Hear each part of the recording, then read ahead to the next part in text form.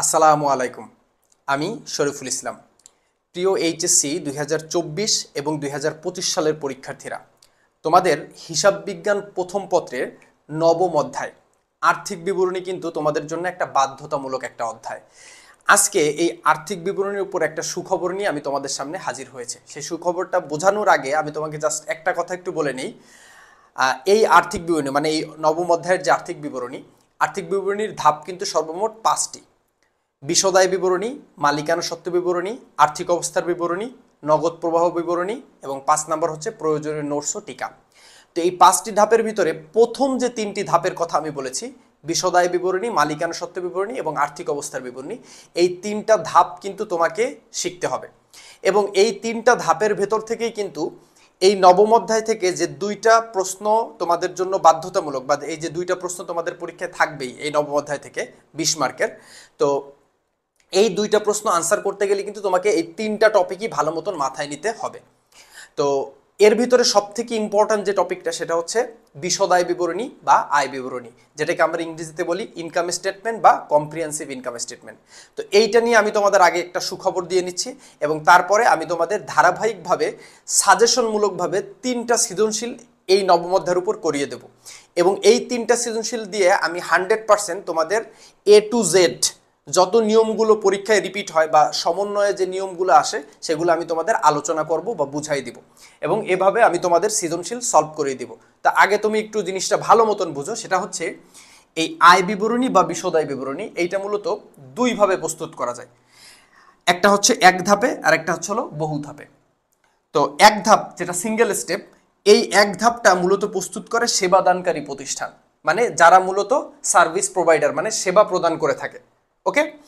আর এই বহু ধাপ বা মাল্টি স্টেপ যেটা, এইটা প্রস্তুত করে সাধারণত পণ্যদ্রব্য ক্রয় বিক্রয়কারী বা যারা সরাসরি পণ্য নিজেরা উৎপাদন করে তারপর বিক্রি করে। তাহলে এই 2 ধরনের প্রতিষ্ঠান হলো বহু ধাপ বিশদায় বিবরণী প্রস্তুত করে এবং সেবাদানকারী প্রতিষ্ঠান হচ্ছে হলো এক ধাপ বিশদায় বিবরণী প্রস্তুত করে। এখন তোমরা মনে রাখবে, তোমাদের যে 2টা সৃজনশীল আসবে হিসাব বিজ্ঞান প্রথম পত্রের নবম অধ্যায় থেকে, যে 2টা সৃজনশীল আসবে, ওই 2টা সৃজনশীলের একটা মাস্ট বি থাকবে হচ্ছে এক ধাপ আর একটা থাকবে হচ্ছে তোমার বহু ধাপ। মানে এটাও থাকবে 100%, এক ধাপের একটা অঙ্ক 100% এটা থাকবে এবং বহু ধাপের এটাও 100% থাকবে। স্যার এ আবার নতুন কি? এখানে গুড নিউজটা হচ্ছে এই এক ধাপ বিশদায় বিবরণী এটা হচ্ছে খুবই সহজ একটা টপিক, খুবই সহজ একটা টপিক। এবং এই এক ধাপ বিশদায় বিবরণী তুমি যে বোর্ডের স্টুডেন্ট হও না কেন, সকল বোর্ডেই এই এক ধাপ বিশদায় বিবরণী প্রতি বছর আসে। সুতরাং এই এক ধাপ বিশদায় বিবরণীটাই আজকের ক্লাসে আমরা শিখব। এবং এই সহজ টপিকটাই যে জাস্ট একটা ধাপ, আয়গুলো থেকে ব্যয়গুলো বাদ দিলেই অঙ্ক ক্লিয়ার হয়ে গেল, এবং তার উপরে আমরা মালিকানা সত্ত্ব বা আর্থিক বিবরণী বা আর্থিক অবস্থার বিবরণী প্রস্তুত করব। তো এই এক ধাপ বিশদায় বিবরণীটা আমাদের একটু মোটা দাগে খুব মনোযোগ সহকারে শিখতে হবে। তো আমরা যে 3টা ক্লাস করব, তার প্রথম ক্লাসে আমরা আজকে শিখছি এক ধাপ বিশদায় বিবরণী। এজন্য আমরা যে প্রশ্নটা বেছে নিয়েছি, এই প্রশ্নটা এসেছে রাজশাহী বোর্ড 2023 সালে। তো তোমরা সবাই জানো তোমাদের যে প্রশ্নটা আসবে সেই প্রশ্নের একটা রেওয়া মিল থাকবে এবং তার নিচে কিছু সমন্বয় দেওয়া থাকবে। ওকে। তো তোমাদের এই রেওয়া মিলের এন্ট্রিগুলো তোমরা একটু পড়ে নিবা, আশা করি এটা পড়তে পারছো। আমি একটু সমন্বয়ের এন্ট্রিগুলো পড়ি, কারণ এই যে অন্যান্য তথ্যাবলী দিয়ে যে মানে এন্ট্রিগুলো দেওয়া থাকে, এই এন্ট্রিগুলো হচ্ছে সব থেকে তোমাদের ভোগান্তির ভিতরে সব থেকে ঝামেলা হয়। এবং এই যে টপিকগুলো আমি লিখে দিচ্ছি এখানে, এগুলোই কিন্তু ঘুরাই পেঁচায় সবসময় আসে। তো তুমি যে কাজটা করবা সেটা হলো আমার সাথে সাথে এখন বোঝার চেষ্টা করবা। আমি একটু সময় নিয়ে ইনশাল্লাহ তোমাদের আমি A to Z বুঝাই দেবো। আর এই জিনিসটা আমি কেন বলছি, কারণ এই সৃজনশীলটার এই খদাক করতে গেলে আমাদের এইটা কাজে লাগবে। ওকে। তো এই যে অঙ্কটা বা এই যে প্রতিষ্ঠানটা রাজশাহী বোর্ড 2023 সালে কি বলছে, 2022 সালের 31 ডিসেম্বর তারিখে আলম সার্ভিস সেন্টারের রেওয়া মিল নিম্নরূপ। এই যে অঙ্কটা, এই অঙ্কটা কি সেবাদানকারী প্রতিষ্ঠান নাকি ক্রয় বিক্রয়কারী প্রতিষ্ঠান? কারণ আমরা যখন এক ধাপ করব বা বহু ধাপ করবো, এটা ডিপেন্ড করে তো যে সেবাদানকারী নাকি ক্রয় বিক্রয় বা উৎপাদনকারী। এখন এটা আমার অঙ্ক পড়ে বুঝে নিতে হবে। তো এটা সাধারণত তুমি 3ভাবে চিনতে পারবা যে প্রতিষ্ঠানটা তোমার সেবাদানকারী না ক্রয় বিক্রয়কারী। 3টা ভাবে চেনা যায়। প্রথম যেটা চেনা যায় সেটা হচ্ছে হলো প্রতিষ্ঠানের নাম দেখে। তো দেখো এখানে কিন্তু বলছে যে আলম সার্ভিস, তাহলে সার্ভিস মানে কি, যারা সেবা দেয়। তার মানে এই নামটা দেখেও বোঝা যাচ্ছে যে এটা হচ্ছে একটা সেবাদানকারী প্রতিষ্ঠান। 2 নাম্বার চেনার উপায় হচ্ছে রেওয়া মিলের ভিতরে সেবা আয় দেওয়া থাকবে। এই অঙ্কের ভিতরে এই যে দাও, দেখো এই যে লেখা আছে সেবা আয়, এটা হচ্ছে হলো 2 নাম্বার চেনার উপর। তার মানে সেবা আয় যেহেতু আছে, তার মানে এটা কি প্রতিষ্ঠান বলো, সেবাদানকারী প্রতিষ্ঠান, মানে এখানে এক ধাপ বিশদায় বিবরণী করতে হবে। আরেকটা চেনার উপায় হচ্ছে হলো সমন্বয়, মানে এই যে নিচে যে অন্যান্য তথ্যগুলো দেওয়া থাকে এর ভিতরে দেখবা সমাপনী মজুত পণ্য দেওয়া থাকবে না। তার মানে কোনো অঙ্কের সমন্বয় মানে নিচে যদি সমাপনী মজুত পণ্য দেওয়া না থাকে তাহলে তুমি ওইটা ধরে নিতে পারো যে ওইটা একটা সেবাদানকারী প্রতিষ্ঠান। এখন আমরা এইখানে এই সমন্বয়ের ভিতরে দেখছি এখানে টোটাল 4টা সমন্বয় দেওয়া আছে, 1 2 3 4, এই 4টা সমন্বয়ের কোথাও কিন্তু সমাপনী মজুত পণ্য নেই। তার মানে 100% এই যে আলম সার্ভিস এরা হচ্ছে একটা সেবাদানকারী প্রতিষ্ঠান। আমি একটু লিখে দিচ্ছি যাতে আমাদের একটু মনে থাকে, সেবা দানকারী। এবং এই সেবা দানকারীর একটা অঙ্ক 100% তুমি শিওর থাকো তোমার যে বোর্ড ডিসিশন হওয়ার কারণে একটা আসবে, এবং সহজ কিন্তু এটা আমি তোমাদের এখনই করাই দেখাচ্ছি। তো এবার আমরা হচ্ছে আগে একটু সমন্বয়গুলো পড়ি। 1 নম্বর সমন্বয় কি বলছে, অগ্রিম বীমা 3 বছরের জন্য প্রদত্ত হয়েছে। তার মানে বীমা তো আমাদের জন্য একটা খরচ, তো এই খরচটা আমরা 3 বছরের জন্য প্রদান করছি, মানে খরচের অগ্রিম মানে আগে টাকা দিয়ে দিছি, 3 বছরের জন্য দিয়ে দিছি। আর মনে রাখবা এই অঙ্কগুলো আমরা সাধারণত 1 বছরের জন্য করি, ঠিক আছে? জানুয়ারি মাসের 1 তারিখে হিসাব শুরু করি এবং ডিসেম্বর মাসের 31-এ যে হিসাবটা শেষ করি। এরপরে 2 নম্বর সমন্বয় বসে বছর শেষে সাপ্লাইজ মজুদ 10,000 টাকা। তার মানে বছর শেষে সাপ্লাইজ একটা চলতি সম্পদ, এই সাপ্লাইজ মজুদ আছে মানে কি অব্যবহৃত আছে, কত টাকা, 10,000 টাকা, ঠিক আছে? ওকে, সাপ্লাইজ কিন্তু একটা চলতি সম্পদ। ওকে, আচ্ছা 3 নম্বর সমন্বয় কি বলছে, অনুপার্জিত সেবায় অর্জিত হয়েছে 24,000 টাকা। অনুপার্জিত সেবায়ের আর একটা সহজ নাম আছে, সেটার নাম হচ্ছে অগ্রিম আয়, ইংরেজিতে বলে আনআর্নড সার্ভিস রেভিনিউ। দুঃখিত, অনুপার্জিত সেবা আয় মানে হচ্ছে যে তুমি একটা লোকের কাছ থেকে অগ্রিম টাকা নিয়েছো, তাকে এখনো সেবা বা পণ্য প্রদান করনি। তার মানে আয়ের অগ্রিম কি, এটা তোমাকে একটা চলতি দায় নির্দেশ করে। তার মানে তুমি একটা লোকের কাজ না করে দিয়ে তুমি টাকা নিয়েছো, অগ্রিম টাকা নিয়েছো, তাহলে এটা কি তোমার উপার্জিত হলো না, এটা হলো অনুপার্জিত। সেই অনুপার্জিত এটা তো তোমার জন্য একটা চলতি দায়। তো এইটা যদি অর্জিত হয়, কখন অর্জিত হয়, যখন আমি কাজটা তাকে করে দিই। মনে করো আমি তোমাকে পড়ানোর কথা বলে তোমার কাছ থেকে আমি মনে করো এখানে কয় টাকা, মনে করো অনুপার্জিত দেওয়া আছে কত টাকা, 36,000 টাকা। আমি তোমাকে পড়ানোর কথা বলে তোমার কাছ থেকে 36,000 টাকা নিছে, কিন্তু আমি তোমাকে একদিনও পড়ালাম না। তাহলে এই যে টাকাটা আমি তোমার কাছ থেকে যে 36,000 টাকা নিলাম, এটা আমার জন্য কি আয়ের অগ্রিম দায় না? আমার জন্য তো দায়। ওকে, এবং এই যে 24,000 টাকা, এই 24,000 টাকা মনে করো আমি তোমাকে মোটামুটি 24,000 টাকার পরিমাণ পড়াই দিলাম, সে ফর এক্সাম্পল, যদিও হবে না, কখনো সম্ভব না। তো মনে করো আমি তোমাকে 24,000 টাকার পড়াই দিলাম, ধরো তোমাকে আমার 12 মাস পড়ানোর কথা, 36,000 টাকায় আমি তোমাকে 10 মাস পড়ালাম। তাহলে এই 10 মাসে যে 24,000 টাকা, এই 24,000 টাকা কিন্তু আমার অর্জিত হয়েছে। তার মানে কি আমার এই যে 24,000 টাকা, এটা দায়টা কিন্তু কমে গেল, এবং এই 24,000 টাকা কিন্তু আমার আয় হয়ে গেল। ওকে, আচ্ছা একটু এরপরে আসো। বেতন অপরিশোধিত রয়েছে 7,000 টাকা। অপরিশোধিত মানে হচ্ছে হলো বকেয়া রয়েছে। আমরা জানি বকেয়া যত খরচ এগুলো হচ্ছে দায়, চলতি দায় নির্দেশ করে, এবং বকেয়াগুলোকে আমরা যোগের মাধ্যমে সমন্বয় করি, এবং অগ্রিম যে সমন্বয়গুলো আছে এগুলোকে আমরা বিয়োগের মাধ্যমে সমন্বয় করি। তো এই জিনিসগুলো আমরা ম্যাথমেটিক্যালি শিখবো ইনশাল্লাহ। কদাক প্রশ্নে বলেছে বন্ধকি ঋণের প্রদেয় সুদ এবং বীমা খরচ কত টাকা। ওকে, ভালো কথা। খদাগে বলেছে 2022 সালের 31 তারিখে সমাপ্ত বছরের জন্য আয় বিবরণী প্রস্তুত করো। এখন এই যে এখানে কি প্রস্তুত করছে বলো, আয় বিবরণী প্রস্তুত করতে বসে খদাগে। তো এখন এটা আমরা কি আয় বিবরণী করবো, এটা কি এক ধাপ করব নাকি বহু ধাপ করব? এটা অবশ্যই এক ধাপ করব, কারণ এই প্রতিষ্ঠানটা হলো সেবাদানকারী। কিভাবে চিনেছি, 3টা মাধ্যমে চিনেছি। আমি আবার বলছি, সেটা হলো 1 নম্বর হচ্ছে নাম দেখে, যে যেহেতু সার্ভিস সেন্টার সুতরাং এরা সেবা দেয়। 2 নম্বর হলো সেবায় আছে রেওয়ামিলির ভিতর, তার মানে এটা সেবাদানকারী। এবং সমন্বয়ে সমাপনী মজুত পণ্য নেই, ক্লোজিং ইনভেন্টরি বা ইন্ডিং ইনভেন্টরি নেই, তার মানে চোখ বুঝে বলে দেওয়া যায় এটা একটা সেবাদানকারী প্রতিষ্ঠান। সুতরাং এই খ দাগে যে আমরা যে আয় বিবরণী প্রস্তুত করতে বসে, এই যে আয় বিবরণী প্রস্তুত করতে বসে, এটা কি আয় বিবরণী, এটা হচ্ছে এক ধাপ বিশদায় বিবরণী। আমার সঙ্গে বলো, এক ধাপ আয় বিবরণী বা বিশদায় বিবরণী। গদাগে অবশ্যই আর্থিক বিবরণী বলবে। গদাগে বলেছে 2022 সালের 31 তারিখে আর্থিক অবস্থার বিবরণী তৈরি করে। এটা কিন্তু আর্থিক বিবরণী হবে না, আর্থিক বিবরণী হচ্ছে এই নবম অধ্যায়ের নাম। এবং এই আর্থিক বিবরণী, এই নবম অধ্যায়ের যে 5টা ধাপের যে 3য়তম ধাপ, ওই 3য়তম ধাপের নাম হচ্ছে আর্থিক অবস্থার বিবরণী। দেখো এই অবস্থা কথাটা বলা থাকবে, তার মানে এখানে আমাদের ওই a = l + c ওইটা করে দেখাইতে হবে। তো চলো এবার আমরা কদাগের উত্তর করি। তো এই কদাগের যে উত্তরটা করতে হবে, এটা তুমি চাইলে ছকের মাধ্যমে করতে পারো, আর তুমি নর্মালি ঢালাওভাবে আমার মতন করতে পারো, দুইটাই রাইট। ছক যে করতে হবে কদাগের জন্য এরকম কোনো কথা নেই। তো আসো আমরা কদাগের উত্তর করি। কদায় কি বলছে? প্রথম অংশটা বলছে বন্ধকি ঋণের প্রদেয় সুদ। মনে রাখবা প্রদেয় শব্দের অর্থ হচ্ছিল বকেয়া। প্রদেয় শব্দের অর্থ কি বলো? বকেয়া। তাহলে আমরা লিখলাম বন্ধকি ঋণ। বন্ধকি ঋণের ইংরেজি হচ্ছে মর্টগেজ লোন। বন্ধকি ঋণের প্রদেয় সুদ। প্রদেয় মানে হচ্ছে বকেয়া সুদ। তো দেখো বন্ধকি ঋণ অঙ্কের ভিতর দেওয়া আছে এই যে 10% বন্ধকি ঋণ। হ্যাঁ, মানে কোনো কিছু বন্ধক রেখে ঋণ করেছে। কত টাকা ঋণ করেছি? 4 লক্ষ টাকা। তাহলে আমরা এখানে লিখলাম হচ্ছে, একটু কালার পেন নেই, 4 লাখ টাকা তো বন্ধকি ঋণ নিয়েছি। এর কত পার্সেন্ট? এই যে 10%টা দেওয়া আছে না, এই 10% হচ্ছে এই বন্ধকি ঋণের সুদ। মনে রাখবা বিনিয়োগের সামনে যদি কোনো একটা সুদ দেওয়া থাকে ওই সুদটা হলো ওই বিনিয়োগের সুদ। ঋণের সামনে বা বন্ধকি ঋণের সামনে বা ঋণপত্রের সামনে যদি কোনো একটা পার্সেন্টেজ দেওয়া থাকে ওইটা হচ্ছে হলো ওই ঋণের বা ঋণপত্রের বা বন্ধকি ঋণের সুদ। তার মানে এই 10% হচ্ছে এই বন্ধকি ঋণের সুদ। তাহলে এই 4 লাখের উপর কত পার্সেন্ট ধরবো? 10% ধরবো। তোমরা মনে রাখবা যে পার্সেন্টেজ হোক না কেন, এই যে পার্সেন্টেজ, আমরা যখন পার্সেন্টেজ করি এটা 1 বছরের বের হয়। এখন দেখবা এই বন্ধকি ঋণের পাশে দেখো সুন্দর মতো একটা তারিখ দেওয়া আছে।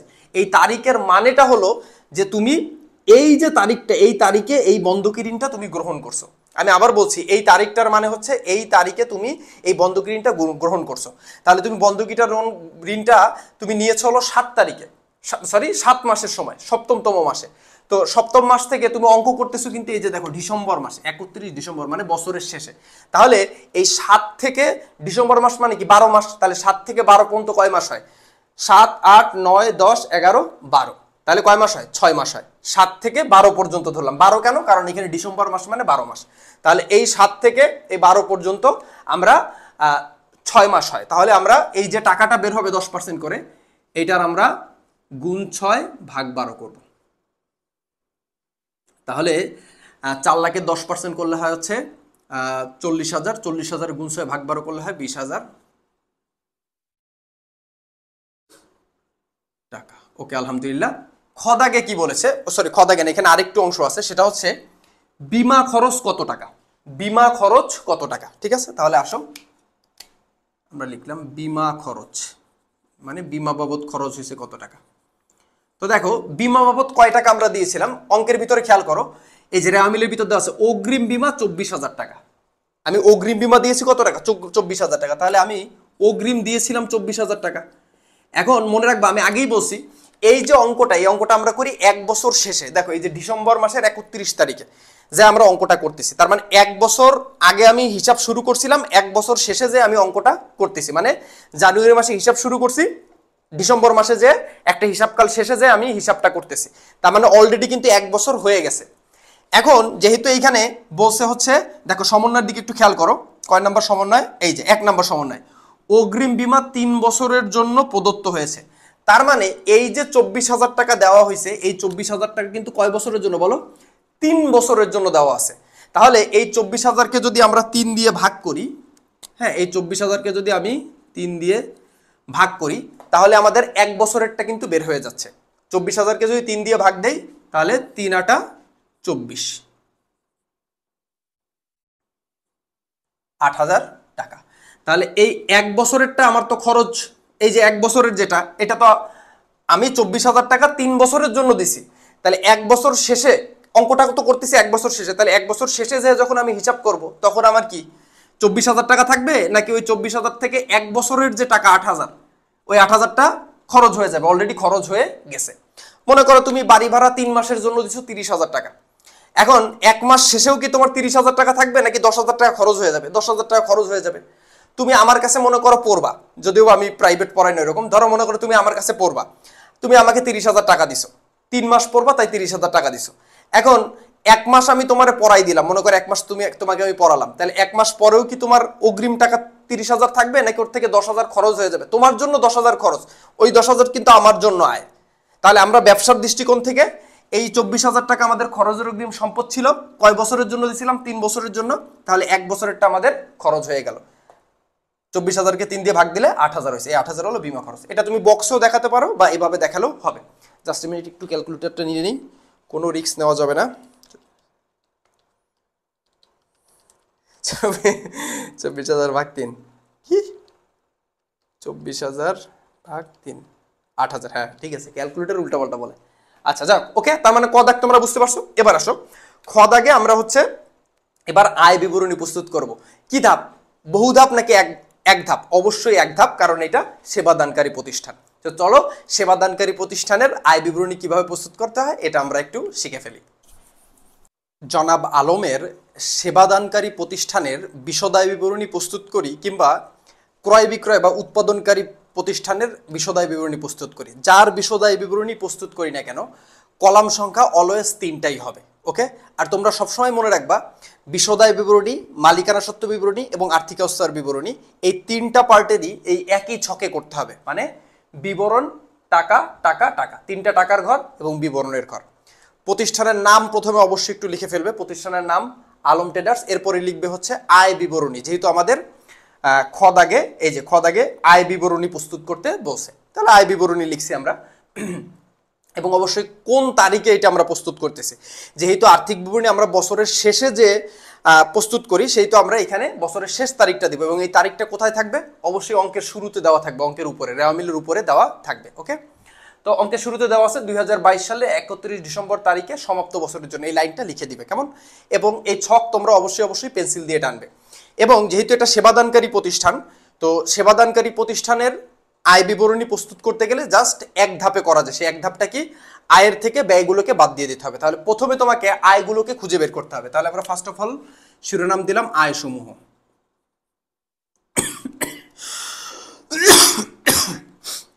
দুঃখিত।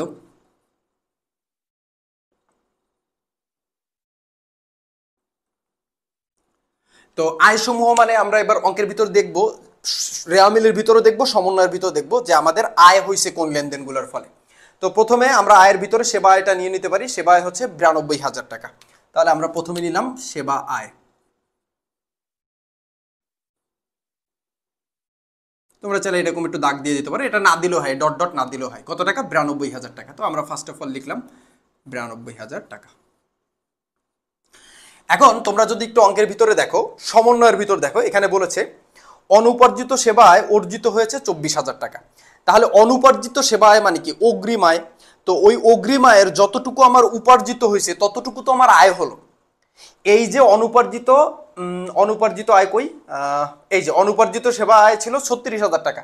তো এই 36,000 টাকার ভেতরে 24,000 টাকা আমি অলরেডি আয় করে ফেলছি। তার মানে যে টাকাটা আমরা অলরেডি আয় করে ফেলছি সেটা তো আমার কি হইলো? আয়টাকে বৃদ্ধি করলো না, কারণ আমি তো 24,000 টাকার কাজ করে দিছি। এই জন্য আমার ওই 24,000 টাকার অনুপার্জিত সেবা আয়টা অর্জিত হয়ে গেছে, মানে আয় হয়ে গেছে। তার মানে ওইটা আমরা ওই যে অংশটা অর্জিত হয়েছে এই অংশটা আমরা সেবা আয়ের সঙ্গে যোগ দিয়ে দিব। লিখব যোগ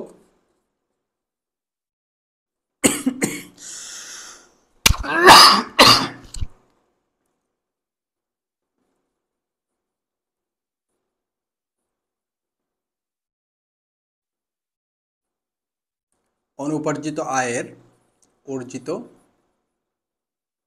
অংশ। কতটুকু অর্জিত হয়েছে? 24,000 টাকা। ওকে, তাহলে 92,000 আর 24,000 যদি আমরা যোগ দিই তাহলে কত হাজার হয়?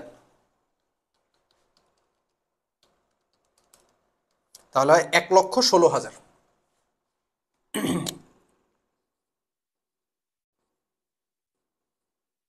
আর অঙ্কের ভিতর আর কোনো আয় আছে কিনা যদি আমরা একটু খেয়াল করি, তো দেখি এখানে দেখতেছি কমিশন প্রাপ্তি। তাহলে কমিশন প্রাপ্তি হলে মানে কি? আমাদের প্রতিষ্ঠান কমিশন পেয়েছে। আর যেটাই হোক না কেন তুমি সবসময় প্রতিষ্ঠানের কথা চিন্তা করো বা তোমার ব্যবসার কথা চিন্তা করবা। তাহলে কমিশনটা কি? তোমার ব্যবসা পাইছে, তাহলে তোমার ব্যবসা যদি কমিশন পায় এটা তোমাদের জন্য কি? আয়। তাহলে আমরা লিখতে পারি কমিশন প্রাপ্তি।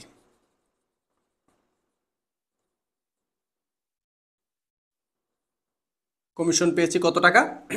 সরাসরি দেওয়া আছে 4,000 টাকা। তাহলে লিখলাম 4,000 টাকা। তাহলে 1,16,000 4,000 যোগ দিলে হয় হচ্ছে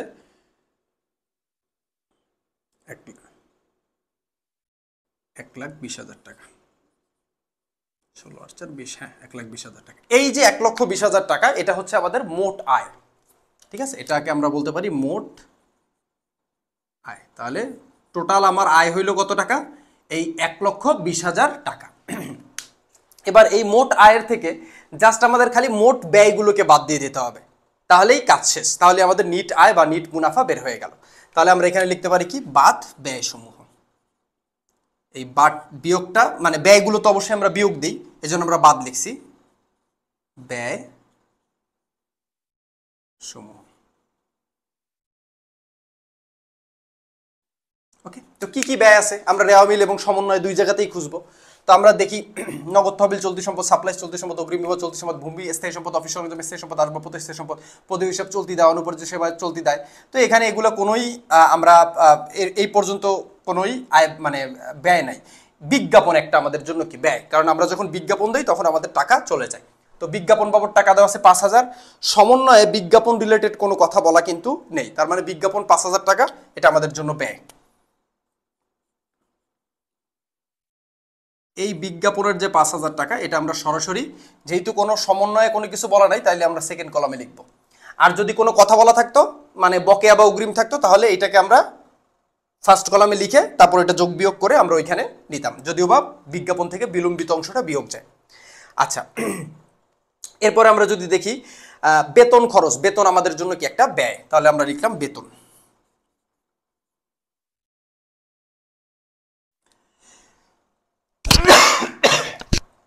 বেতন কত টাকা, 30,000 টাকা। ওকে, ফার্স্ট কলামে কেন লিখলাম, কারণ সমন্বয়ে একটু কথা বলা আছে। সমন্বয় কি বলছে, বেতন অপরিশোধিত আছে 7,000 টাকা। আমি আগেই বলছি এই অপরিশোধিত শব্দের অর্থ হচ্ছে হলো আনপেইড, মানে যেটা কোনো পরিশোধ করা হয় নাই, মানে বকেয়া। তার মানে এই বেতন আছে বকেয়া কত, 7,000 টাকা। আমরা জানি বকেয়া যোগ করি মানে যোগ করে সমন্বয় করি, অগ্রিমটা আমরা বিয়োগ করে সমন্বয় করি। এখানে যদি বেতনটা অগ্রিম থাকতো তাহলে আমরা এখানে বিয়োগ দিতাম।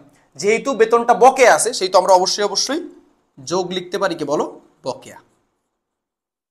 বকেয়া বেতন কত টাকা, বকেয়া বেতন সমন্বয় সরাসরি দেওয়া আছে কত টাকা, 7,000 টাকা। তাহলে 30 আর 7 যোগ করলে কত হবে, 37,000 টাকা। ওকে, এরপরে আমরা যদি দেখি উপযোগ খরচ, ইউটিলিটি এক্সপেন্স। উপযোগ খরচ মানে কি, গ্যাস, পানি, বিদ্যুৎ বিল, এই যে এই খরচগুলো যখন আমরা দেই তখন সেটাকে আমরা উপযোগ খরচ বলি। সো উপযোগ খরচ আমাদের জন্য কি একটা ব্যয়, তাহলে লিখলাম উপযোগ খরচ।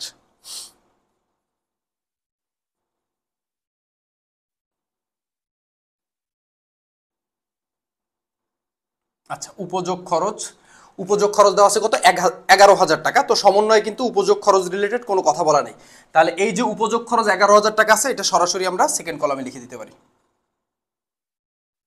তো রেওয়া মিলের ভিতর আমরা আর কোনো খরচ দেখতেছি না, এবার আমরা সমন্বয়ের ভিতর দেখবো যে কোনো খরচ আছে কিনা। ওকে, তো অগ্রিম বীমা 3 বছরের জন্য প্রদত্ত হয়েছে, তাহলে অগ্রিম বীমা ছিল 24,000 টাকা, তো 3 বছরের জন্য প্রদত্ত হয়েছে, তার মানে আমাদের 1 বছরেরটা এখানে খরচ হয়ে গেছে 8,000 টাকা, যেটা আমরা কত আগে নির্ণয় করছিলাম। তাহলে ওইটা আমরা লিখতে পারি বীমা খরচ।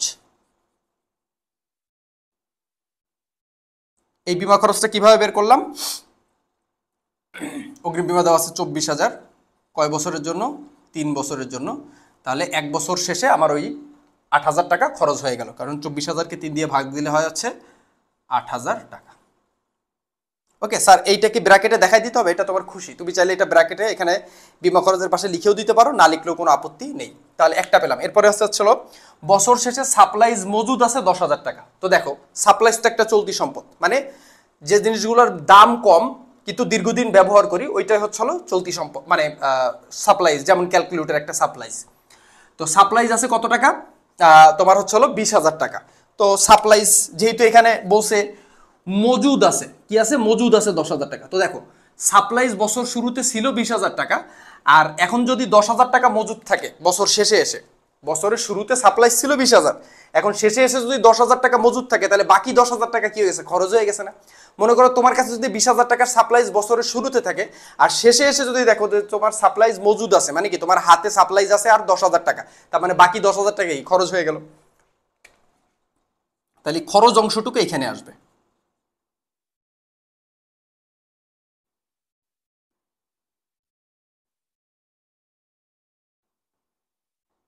আচ্ছা, সাপ্লাইজ খরচ কত, 20,000। তো আমার অগ্রিম মানে সাপ্লাইজ ছিল ওইটার থেকে 10,000 টাকা আমার এখন মজুদ আছে, এটা কিন্তু মজুদের অংশ। তাহলে মানে যেটা ছিল এটা থেকে মজুদ অংশ যদি আমরা বিয়োগ দিই, তাহলে বাকি যেটা সেটা আমাদের খরচ হয়ে গেল। সেই খরচ অংশটুকু আমরা এই আমাদের ব্যয়ের ভিতরে দেখাবো, ঠিক আছে। ওকে, এরপরে যদি আমরা একটু দেখি অনুপার্জিত সেবায় অর্জিত হয়েছে, এটা তো আমাদের আয়। এবং বেতন অপরিশোধিত বকে, এটার কাজ অলরেডি আমরা এখানে বেতন বকে বেতনের কাজ করে ফেলছি। সমন্বয়ের ভিতরে রেওয়া মিলের ভিতরে একটা সমন্বয় আছে, মনে রাখবা। এই রেওয়া মিলের ভিতরে যদি কোথাও এরকম পার্সেন্টেজ দেওয়া থাকে তাহলে এইগুলো হচ্ছে আমাদের জন্য সমন্বয়।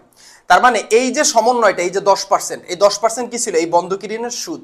এই বন্ধকি ঋণের সুদটা আমাদের জন্য একটা ব্যয়, যেটা আমরা কিন্তু কদ আগে নির্ণয় করছি। কারণ কি, আমি যদি কোনো কিছু বন্ধক রেখে ঋণ নেই আর ওই ঋণের বিপরীতে আমরা যখন সুদ দিব তখন ওইটা আমাদের জন্য কি হয়ে যাবে? ব্যয় হয়ে যাবে। তাহলে আমরা এখানে লিখব বন্ধকি ঋণের সুদ।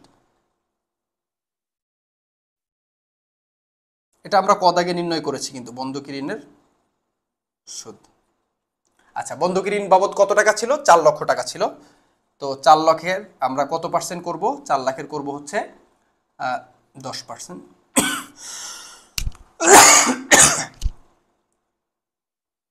এটার গুণ 6 ভাগবার করতে হবে, তাহলে হয় হচ্ছিল 40,000 গুণ 6 ভাগবার করলে হয় 20,000 টাকা।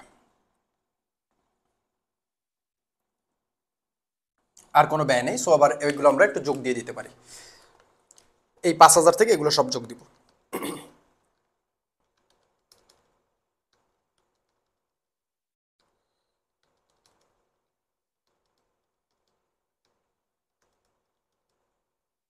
তাহলে হয় 91,000।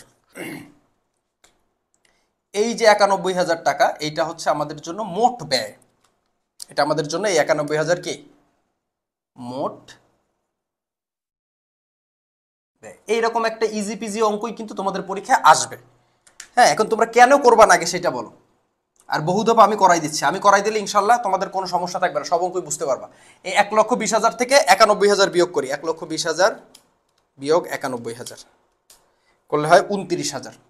এই যে 29,000 বের হয়েছে, আমি একটু কালার পেন ইউজ করি। এই 29,000-এর নামেই হচ্ছে হলো, এটা জেড টেনে দিব। হ্যাঁ, এই আয়ের থেকে এই ব্যয়টা বিয়োগ দিয়ে এই টাকাটা বের হলো, এটার নামই হচ্ছে নিট আয় বা নিট মুনাফাও লিখতে পারো তোমরা, একই কথা। তাহলে নিট আয় কত? 29,000 টাকা। আমাদের উত্তরটা হয়েছে কিনা আমি একটু মিলাই দেখি। জি, আমাদের উত্তর ঠিক আছে, 29,000 টাকা। ওকে, আমাদের পিডিএফে প্রত্যেকটার পাশে উত্তর দেওয়া আছে।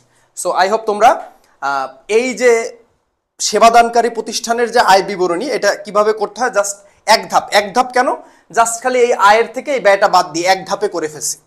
ঠিক আছে, এই জন্য এটাকে বলা হয় এক ধাপ বিশদ আয় বিবরণী।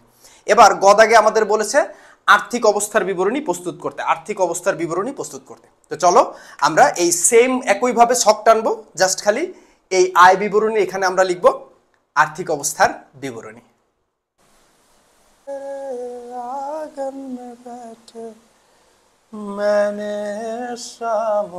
আর্থিক অবস্থার বিবরণী প্রস্তুত করার জন্য আমাদের একইভাবে কলাম টানতে হবে। বিবরণ টাকা টাকা টাকা। প্রথমে আমরা প্রতিষ্ঠানের নাম লিখব, এরপরে লিখব আর্থিক অবস্থার বিবরণী, এরপর সেই তারিখটা দিয়ে দিব। তো আর্থিক অবস্থার বিবরণী মানেই কিন্তু তোমরা জানো, আর্থিক অবস্থার বিবরণী মানেই হচ্ছে A = L + E, যে অ্যাসেট সমান সমান লায়াবিলিটিস প্লাস ওনার্স ইকুইটি, মানে সম্পদ সমান সমান দায় প্লাস মালিকানা সত্ত্ব। মানে একটা প্রতিষ্ঠানের সম্পদ যে টাকা হবে, দায় ও মালিকানা সত্ত্ব মিলে সেই টাকাটাই হবে। তাহলে সম্পদ যেটা আগে আমাদের সেইটা নির্ণয় করতে হবে। তাহলে আমরা ফার্স্ট অফ অল এখানে আমরা লিখব সম্পত্তি সমূহ। একটু ছোট করে লিখছি যাতে আমি একটা বোর্ডের ভিতরে ধরতে পারি, একটু চেষ্টা করব আমি। সম্পত্তি সমূহ মানে ওই এটাকে আমরা নির্ণয় করব, ঠিক আছে।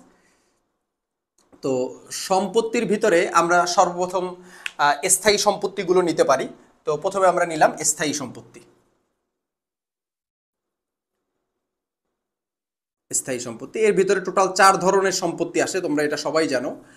স্থায়ী সম্পত্তি আসে, দীর্ঘমেয়াদী বিনিয়োগ আছে, চলতি সম্পত্তি আসে, আর অলিক সম্পত্তি আসে। তো এর ভিতরে আমরা প্রথমে স্থায়ী সম্পত্তিগুলো কি কি আছে এগুলো দেখব। স্থায়ী সম্পত্তি কি? একটা প্রতিষ্ঠান যে জিনিসটা দীর্ঘদিন ব্যবহার করে সেটাই হচ্ছে হলো আমাদের জন্য স্থায়ী সম্পত্তি।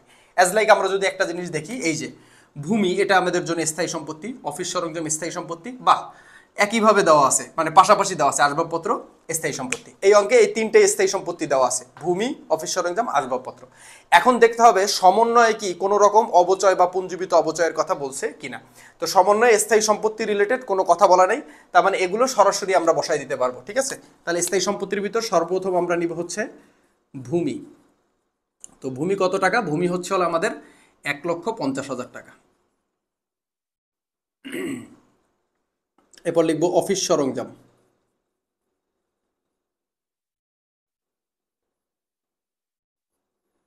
অফিস সরঞ্জাম হচ্ছে 7 লক্ষ টাকা। এরপর হচ্ছে আসবাবপত্র,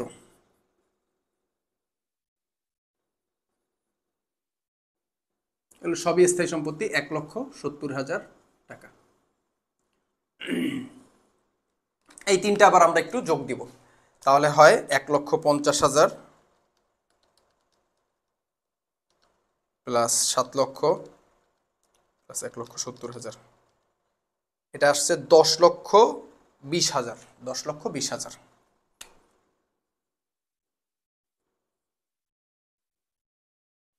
ওকে, আচ্ছা।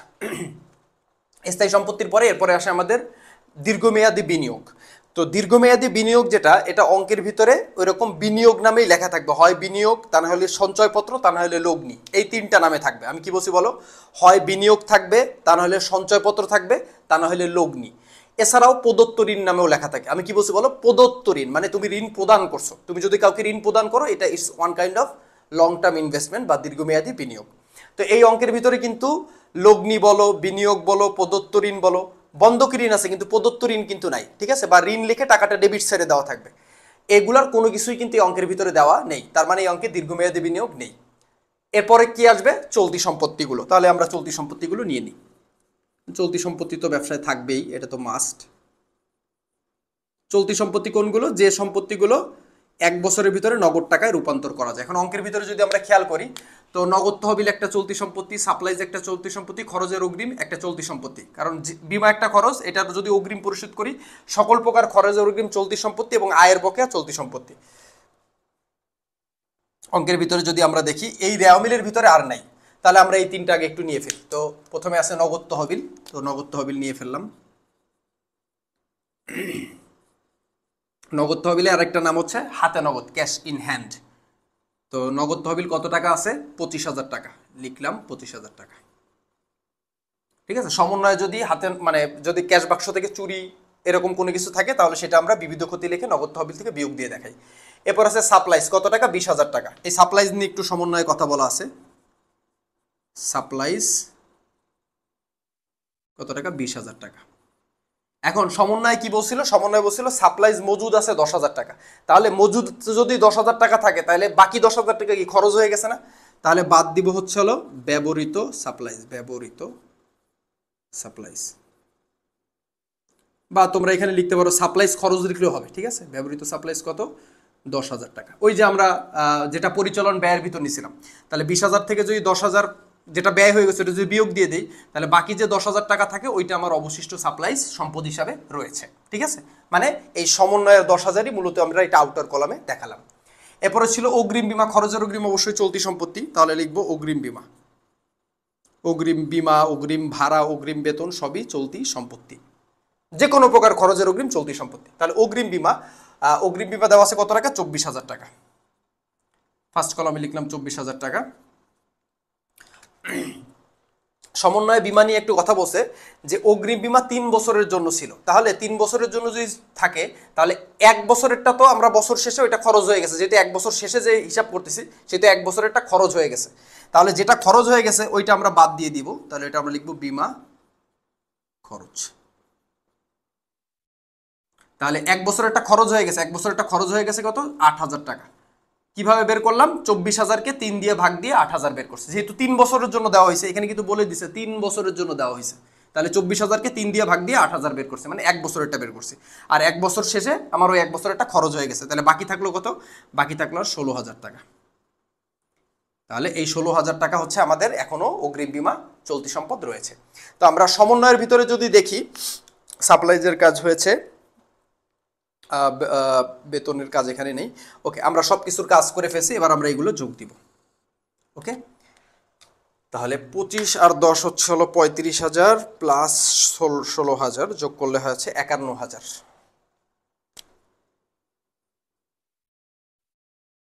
তাহলে এবার যদি আমরা এগুলোকে যোগ দিই, তাহলে 10,20,000 প্লাস 51,000 যদি যোগ দিই, তাহলে হয় হচ্ছে 10,71,000। ঠিক আছে, এটার নাম হচ্ছে আমাদের মোট সম্পত্তি। কি সম্পত্তি, মোট সম্পত্তি।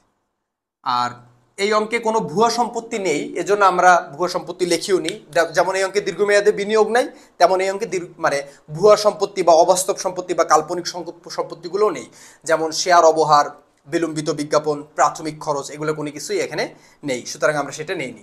সো মোট সম্পত্তি আসছে 10,71,000 টাকা। তাহলে এই অ্যাসেট, এই মোট সম্পত্তি আসলো তোমার হচ্ছে 10,71,000 টাকা। তাহলে এবার এই দায় আর মালিকানা সত্ত্ব মিলেও কিন্তু তোমার এই 10,71,000 টাকাই হতে হবে। তো এটা চলো আমরা নির্ণয় করি। তো এর জন্য আমাদের প্রথমে টাইটেল দিতে হবে দায় ও মালিকানা সত্ত্ব।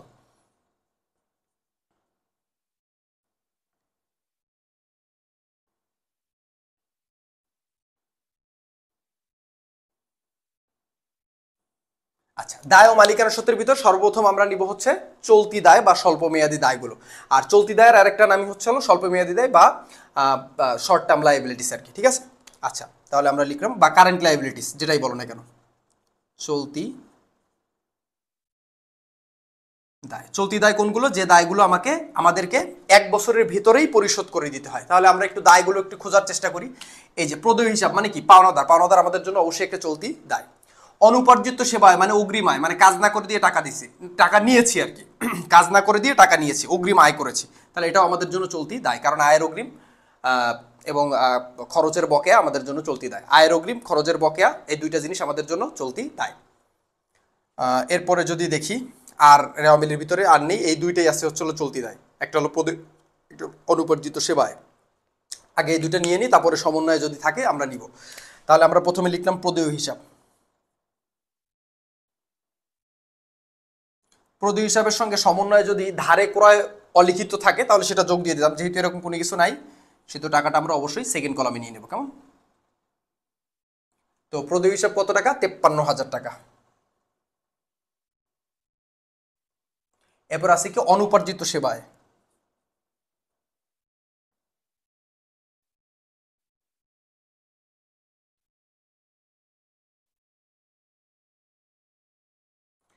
অনুপার্জিত সেবায় 36,000 টাকা আছে। এখন এই সম্পূর্ণটা আমাদের দায় নেই, কারণ এর মধ্যে 24,000 টাকা এই যে অর্জিত হয়েছে, এই যে দেখো, হ্যাঁ, অনুপার্জিত সেবায় অর্জিত হয়েছে 24,000 টাকা। তার মানে এই যে আমাদের অনুপার্জিত সেবায় দেওয়া রয়েছে কত? 36,000 টাকা। এই 36,000 টাকার 24,000 টাকা অলরেডি অর্জিত হয়ে গেছে। অর্জিত হয়ে গেছে মানে কি? আয় হয়ে গেছে। তাহলে এই 36,000 থেকে 24,000 যদি আয় হয়ে যায় তাহলে বাকি টাকাটা আমাদের এখনো দায় রয়ে গেছে, ঠিক আছে। কারণ 36,000 টাকা আমার দায় ছিল, এখন এর মধ্যে যদি 24,000 টাকার দায় কমে যায়, মানে 24,000 টাকা আয় হয়, তাহলে বাকি যে টাকাটা এখনো আমি কাজ করে দিনে সেটা তো আমাদের দায়ই রয়ে গেছে। তাহলে আমরা এটা থেকে বাদ দিব অর্জিত অংশ।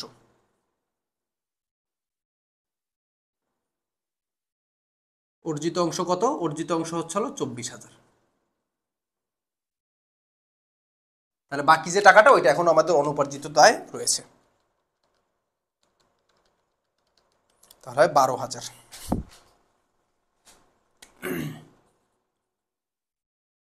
এবার সমন্বয়ের ভিতরে একটু খেয়াল করি। অগ্রিম বীমা 3 বছরের জন্য প্রদত্ত হয়েছে, খরচের অগ্রিম চলতি সম্পদ এটা আসবে না, সাপ্লাই যেটা চলতি সম্পদ আসবে, অনুপরিষেবা অর্জিত হয়েছে, এটা কাজ আমরা করেছি। বেতন বকেয়া রয়েছে, আমরা সবাই জানি খরচের বকেয়া চলতি দায়, তো আমরা এটা অবশ্যই এখানে নিব। তাহলে লিখবো বকেয়া বেতন। অপরিশোধিত মানে হচ্ছে বকেয়া, মানে আমি বেতন বকেয়া বাদাইছি। আমাদের প্রতিষ্ঠানে কর্মচারীরা কাজ করে, তাদের যদি আমরা বেতন না দিতে পারি আমরা তাদের কাছে দায়বদ্ধ হয়ে গেলাম, সো এটা আমাদের দায়টাকে বৃদ্ধি করে। তো সকল প্রকার খরচের বকেয়া দায়। তাহলে বকেয়া বেতনটা সরাসরি দেওয়া আছে 7,000 টাকা, সমন্বয়ে 7,000 টাকা, এটা আমরা বসাই দিব। এই যে অপরিশোধিত বকেয়া বেতন 7,000 টাকা চলতি দায়ের ভিতর নিয়ে নিলাম।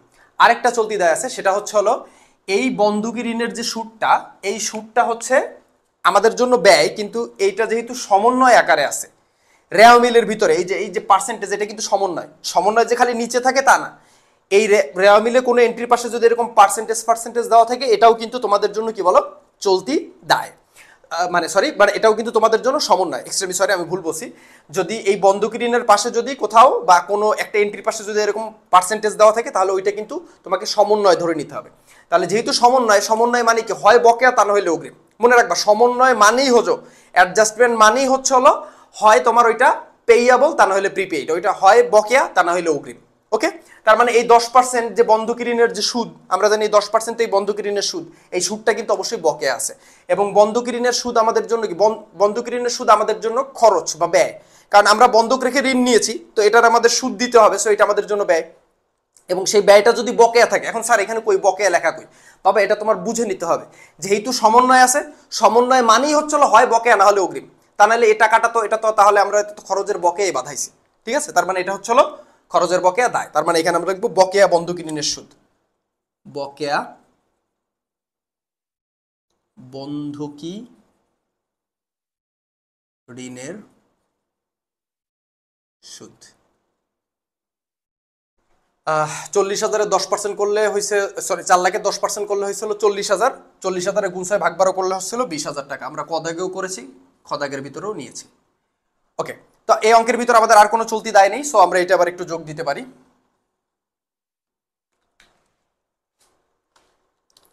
আচ্ছা দেখা যাচ্ছে তো, জি 53,000 প্লাস 12,000 প্লাস 7,000 প্লাস 20,000 যোগ করলে বের হয়েছে 92,000। তাহলে এই যে 92,000 টাকা বের হয়েছে, এটা আমাদের জন্য কি দায়, এটা আমাদের জন্য চলতি দায়, ঠিক আছে? ওটা না লিখলেও হয়, চলতি দায় উপরে টাইটেল দিচ্ছি, তো 92,000। ওকে, আচ্ছা এবার আমাদের এটা একটু ক্লোজ করে দিই। ওকে, এবার আমাদের চলতি দায়ের পরে নিতে হবে দীর্ঘমেয়াদী দায়, এরপরে নিতে হবে মালিকানা সত্ত্ব, কারণ এই দায় ও মালিকানা সত্ত্বের ভিতরে এই তিনটা আইটেমে আসে। কারণ দায় হচ্ছে হলো দুই প্রকার, একটা হলো চলতি দায়, একটা দীর্ঘমেয়াদী দায়, আর এই মালিকানা সত্ত্বটা সরাসরি নিতে হবে। তো চলতি দায়, এবার আমাদের দীর্ঘমেয়াদী দায় আসবে। অঙ্কের ভিতর দীর্ঘমেয়াদী দায় আছে, দীর্ঘমেয়াদী দায় হলো তিনটা, কি কি বলতে পারবেন?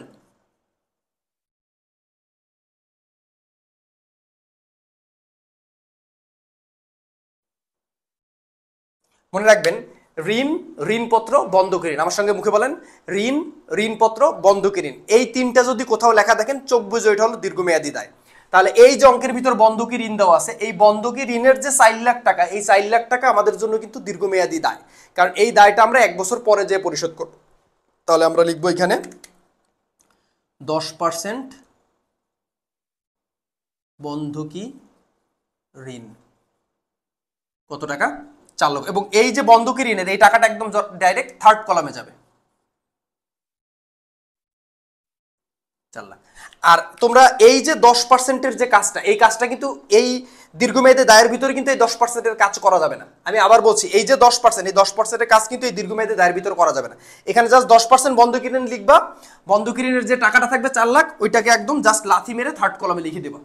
কত টাকা? 4 লাখ টাকা। তাহলে চলতি দায় গেল, দীর্ঘমেয়াদী দায় গেল। এবার সর্বশেষ আইটেম হচ্ছে হলো মালিকানা সত্ত্ব। তো মালিকানা সত্ত্ব নির্ণয় করার সূত্রটা কি, এটা তুমি কিন্তু তোমরা জানো, আমি ভিডিও দিয়েছি তোমাদের। সেই সূত্রটা হচ্ছে প্রারম্ভিক মূলধন যোগ অতিরিক্ত মূলধন প্লাস মূলধনের সুদ প্লাস নিট লাভ মাইনাস নিট ক্ষতি মাইনাস উত্তোলন, হ্যাঁ নগদ উত্তোলন, পণ্য উত্তোলন মাইনাস জীবন বীমা মাইনাস আয়কর প্লাস সাধারণ সঞ্চিতি। এখন এটা অনেক বড় মনে হতে পারে, কিন্তু এক অঙ্কের ভিতর তো সব আইটেম আসবে না। তাহলে আমি এই যে চার্টটার কথা তোমাদের আমি বললাম, আমি একটু ডিসপ্লেতেও তোমাদের দেখাই দেওয়ার চেষ্টা করতেছি। এই যে চার্টটার কথা আমি তোমাদের বললাম, এই চার্টটা মূলত আমরা, এই চার্টের ভিতর থেকে মূলত আমরা অল্প কিছু আইটেমই সাধারণত আমাদের অঙ্কে আসে। তো আমরা এই অঙ্কের ভিতর যদি দেখি, এবার আমরা মালিকানা সত্ত্ব নির্ণয় করব। তো মালিকানা সত্ত্বটা আগে একটু লিখে নিই।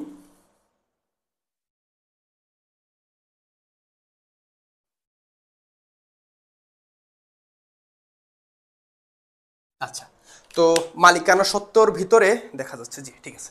মালিকানা সত্ত্বের ভিতরে আমরা নিব হচ্ছে প্রারম্ভিক মূলধন, মানে অঙ্কের ভিতর যে মূলধন থাকে ওইটাই প্রারম্ভিক মূলধন। তো অঙ্কের ভিতরে যদি দেখি, এই যে মূলধন দেওয়া আছে 5,50,000, তো এইটাই হচ্ছে আমাদের কি মূলধন বলেন? প্রারম্ভিক মূলধন, মানে বছরের শুরুর মূলধন। তো অঙ্কের ভিতরে আমরা ফার্স্ট অফ অল লিখলাম মূলধন,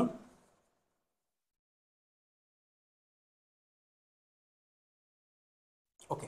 মূলধন দেওয়া আছে কত টাকা? মূলধন দেওয়া আছে 5,50,000 টাকা, এটা আমরা সেকেন্ড কলামে লিখলাম। এটার সঙ্গে অতিরিক্ত মূলধনও নাই, মূলধনের সুদও নাই, সো এটার সঙ্গে আমাদের নিট মুনাফা যোগ দিয়ে দিতে হবে। তো নিট মুনাফা বা নিট আয় একই কথা,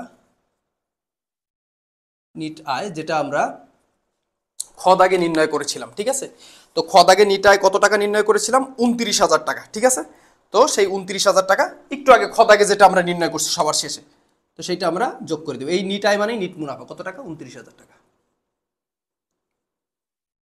তো এটা আমরা যোগ দিব, তাহলে হয় হচ্ছে হলো 5,89,000, সরি 79,000, ঠিক আছে?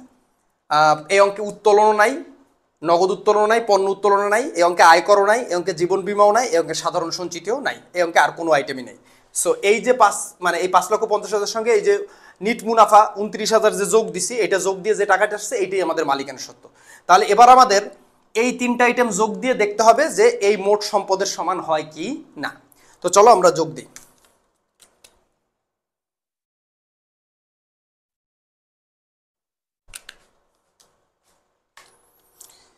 গা ছমছম, কি হয় না হয়, কখনো মজার কখনো বা ভয়।